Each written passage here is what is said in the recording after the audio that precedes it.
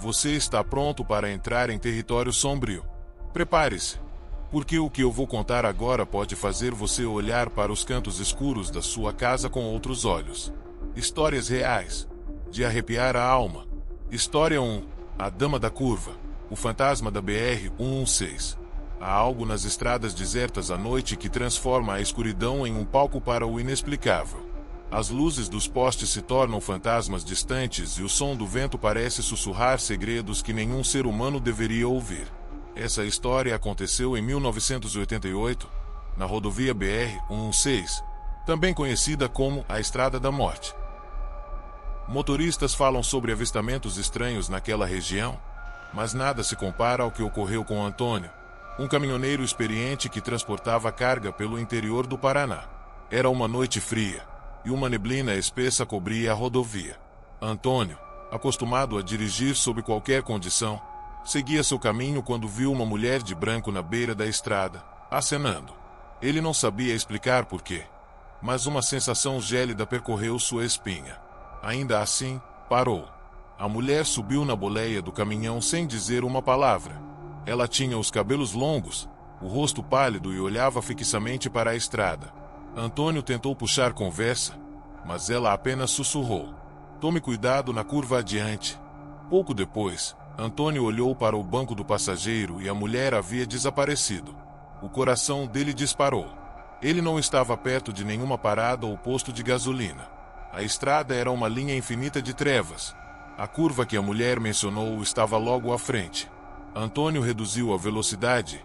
Ao fazer isso, percebeu um acidente recente, um carro tombado e destroçado na ribanceira. Ele parou para ajudar e encontrou um casal ferido, que sobreviveu por milagre. Dias depois, ao visitar o hospital para verificar o estado dos sobreviventes, Antônio descreveu a mulher que viu. O homem do casal, ainda pálido e com um olhar distante, sussurrou: "Essa é minha irmã. Ela morreu nessa mesma curva, há 3 anos."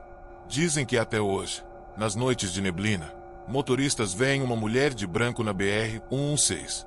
Alguns param. Outros, com medo, aceleram. Mas todos sentem o mesmo arrepio, como se algo do outro lado da vida vigiasse aquela estrada, protegendo quem ousa atravessá-la. Se você algum dia cruzar essa estrada, lembre-se de Antônio. E, se vir uma mulher de branco, talvez seja melhor seguir seu aviso. História 2. A Mulher na Escada. Essa história aconteceu em 2017, em uma cidade pequena do interior de Minas Gerais. Rodrigo, um jovem universitário, voltou para a casa dos pais nas férias. A casa era antiga, cheia de móveis velhos e rangidos inexplicáveis durante a noite. Na primeira noite de volta, Rodrigo acordou com um barulho de passos na escada. Olhou o relógio, 3h14. Pensou ser sua mãe indo ao banheiro, mas ao espiar pelo corredor, viu algo que o fez congelar. Uma mulher, vestida de branco, sentada no degrau do meio, com cabelos longos cobrindo o rosto. Ela não se movia, apenas estava ali. Rodrigo recuou lentamente para seu quarto, sem tirar os olhos da aparição. No dia seguinte, comentou com seus pais, que ficaram pálidos. Seu avô sempre falava sobre uma mulher que aparece na escada, mas achávamos que era história para assustar criança, disse a mãe.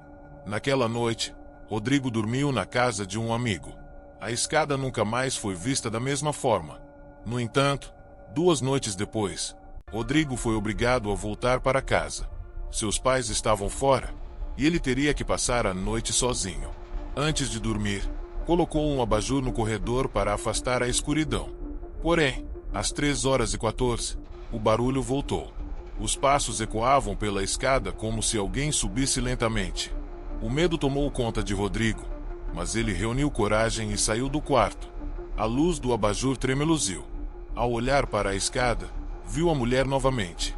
Desta vez, ela estava de pé, com o rosto voltado para cima. Rodrigo percebeu algo diferente. A luz atravessava a figura como se ela fosse feita de neblina. Ele deu um passo atrás e tropeçou em uma mesinha, fazendo um barulho alto. A aparição virou lentamente o rosto na direção dele. Rodrigo sentiu um arrepio cortante. Os olhos dela não eram visíveis, apenas um vazio escuro. Em desespero, Correu para o quarto e trancou a porta.